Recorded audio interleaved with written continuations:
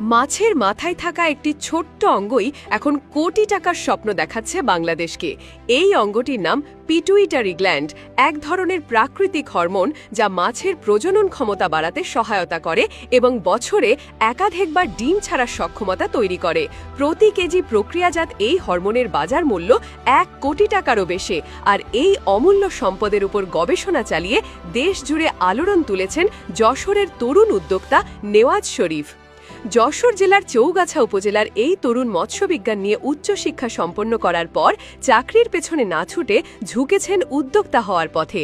বেছে নিয়েছেন এমন একটি খাত যা দেশে নতুন এবং ভবিষ্যৎ সম্ভাবনায় ভরপুর: পিটুইটারি গ্ল্যান্ড সংগ্রহ ও প্রক্রিয়াজাতকরণ। কার্প জাতীয় মাছ যেমন রুই, কাতলা, মৃগেল, পাঙ্গাস ইত্যাদির মাথার ভেতরেই থাকে পিটুইটারি গ্ল্যান্ড।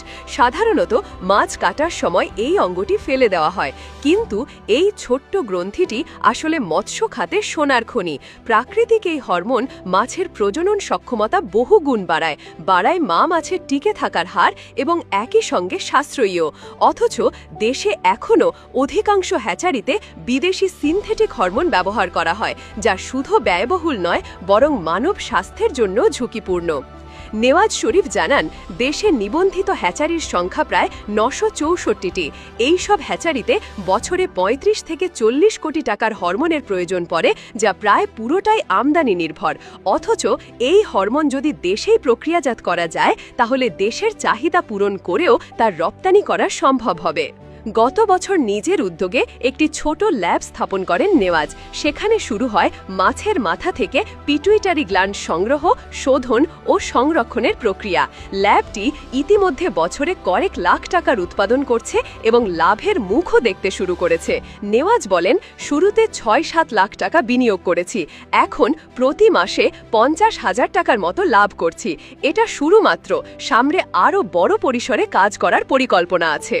এই সম্ভাবনার গুরুত্ব অনুধাবন করে পল্লীকর্ম সহায়ক ফাউন্ডেশন PKSF এর সহায়তায় কাজ করছে শিশু নিলয় ফাউন্ডেশন।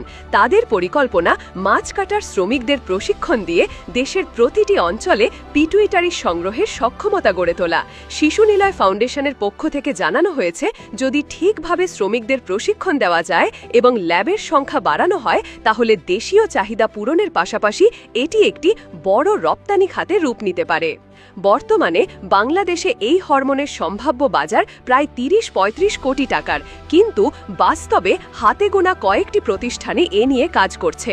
ফলে চাহিদার তুলনায় যোগান কম, আর এটাই এই খাতকে আরও বিস্তৃত করার উপযুক্ত সময়। শুধু দেশেই নয়, বিশ্বের নানা দেশে এই প্রাকৃতিক